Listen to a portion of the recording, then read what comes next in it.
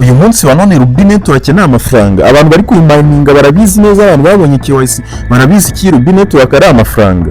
Hanyuma hari abantu bamwe na bamwe nagiye mbona nkabona bari kuyifata bakayitiranya n'andi ma exchange. Iyi Rubi Network ni amafaranga, ubu ngubu uyifite ntiwaburara ntiwasonza uyifite. Abantu babonye KYC murabizi uburyo muri kubona amafaranga kandi nta kintu mwarashoye internet. Hello guys, reka nizere ko mumeze neza cyane. Nkuko mubizi nakomeje kugenda mbabwira ko iyi Rubi Network tuzayikoraho akantu ku kandi. Iyi Rubi Network ese ikora gute akantu ku kandi? Bitewe nuko hari ukuntu mba mbona hano muri Rubi Network nk'abantu baba bari kwinjiramo bashyashya nkabona ntibayisobanukiwe neza, kandi mu by'ukuri banshaka ko nibura abantu bari kujoininga iyi Rubi Network bashyashya bayisobanukirwa bakamera nk'abantu basanzwe bayimayininga.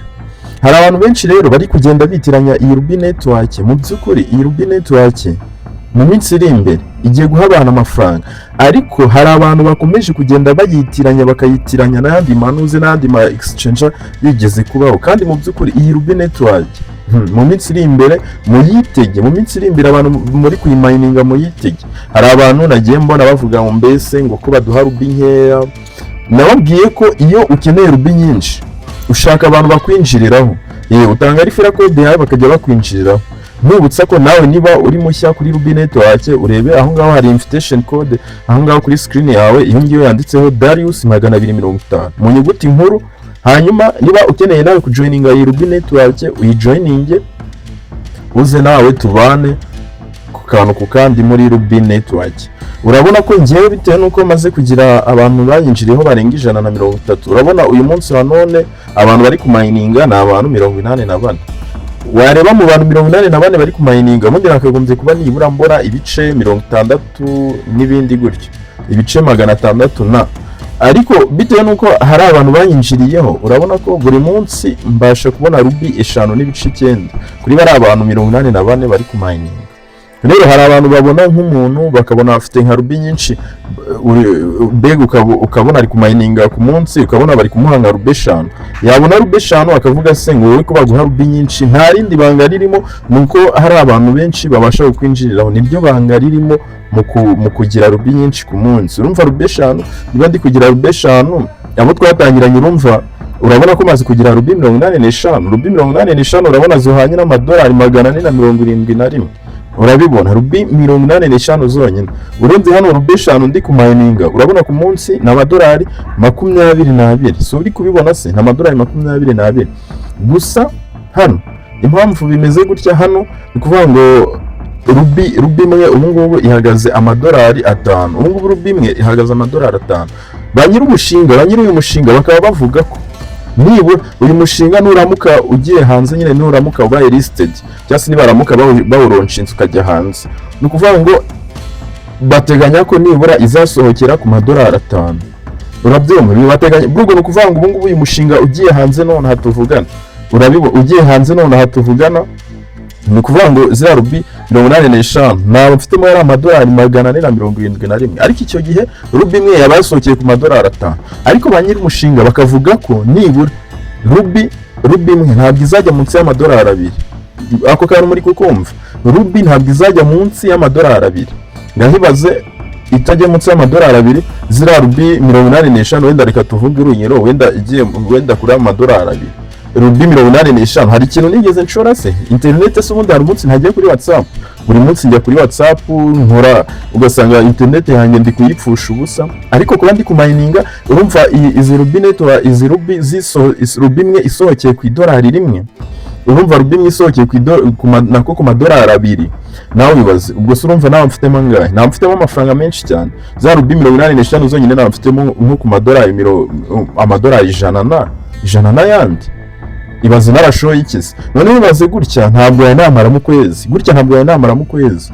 None igitangaje abamazemo igihe babonye za KYC ubu ngubu bari no kuzigurisha. Ibaze ko Rubi enye ubu ngubu ku muntu ugiye gukora KYC ibaze ko ari kuzigura amafaranga agera mu bihumbi 2.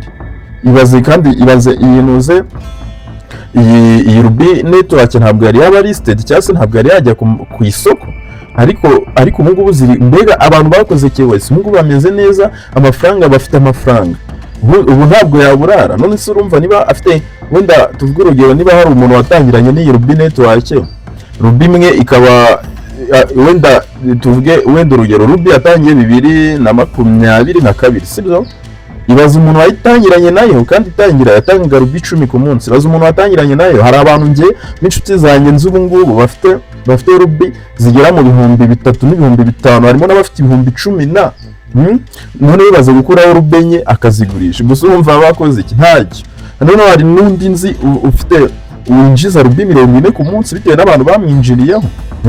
Nawe ibaze Rubi 40 ku munsi, narangiza atangiho enyenye wibaze. Nose urumva ku munsi agiye azigurisha izo 40 wenda kuri ibyo 2,000 kuri Rubi enye. Ubwo urumva yaba afite ngahe? Nawe kubaye amafaranga wumva mu 20,20 na yaba afite mu 20,20 ibaze. Nta kintu yashoye internet yonyine gusa.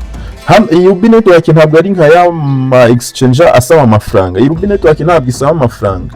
Ni ukuvuga ngo iyo ugiye gukora KYC, ubwo se umuntu umuhaye ibyo 2,000 wenda akaguha izo Rubi enye, nawe ugakora KYC nawe ugatangira kuzigurisha, ubwo urumva hari igihombo waba ufite? Nta gihombo waba ufite. Hari abantu benshi nyine nagiye mbona ngo none se ngo ko batubwiye ngo Rubi ngo ko ari ubuntu, ngo none bakaba bari kutugurisha ngo Rubi, ngo none bimeze bite? Kuzikugurisha mu burenganzira bwe, kuko nawe yarazikoreye nyine, azi uburyo bivuna, ariyo kuzikugurisha mu burenganzira bwe. None se wowe nawe uyu munsi wa none urazi kubona Rubi imwe uburyo bimara iminsi 2 ahari? Iyo udafite abantu bakwinjiraho Rubi imwe uyibona mu minsi 2, nawe wibaze ngo mbese ngo none ngo ko ari kuzitugurisha ibiki. Nyine nicyo kikwereka ko Rubi ifite agaciro. Rubi ifite agaciro kari hejuru cyane. Abantu bamayininze Pi Network, hari abantu nagiye mbona bamayininze Pi Network bagiye bafata iyi Rubi Network bakavuga ngo wapi iyi Rubi Network wapi, nta gahunda, bazabibona mu minsi iri imbere bazabibona nijya ku isoko, nijya hanze niba listed. Waruzi ko izakuba Pi Network inshuro n'inshuro. Abantu bari kuyimayininga ubu ngubu, wenda ubu ngubu nk'abantu batari babona KYC, wenda nta keza kayo bari bayibonaho, ariko mu minsi iri imbere bazaba bameze neza.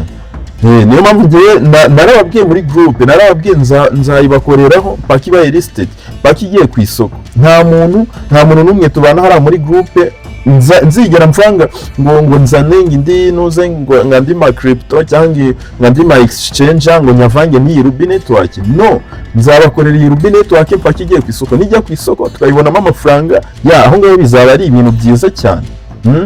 Iyi Rubi Network iri seriye cyane bitewe nuko nk'abantu babonye KYC. Ubwo ufashe nk'umuntu wabonye KYC akaguha amakuru yayo, nibwo wamenya ko kabisa, wamenya ko ubu ngubu kuyimayininga nta gihombo kirimo. Gusa muri iyi minsi harimo ibibazo bijyanye no gusaba ama KYC, bitewe nuko hari ibintu bari kuvugurura ku bintu bijyanye na KYC. Barashaka gushyiraho KYC, ubundi twari dusanzwe dukora kuri 1.5, bashaka gushyiraho KYC ya 1.6 kugira ngo gusaba KYC bijye byoroha cyane nyine. Ubwo buryo nagiye mbubasobanuraho, mwasubira muri video mukabureba. Guys, nizere ko iyi video ibafashije.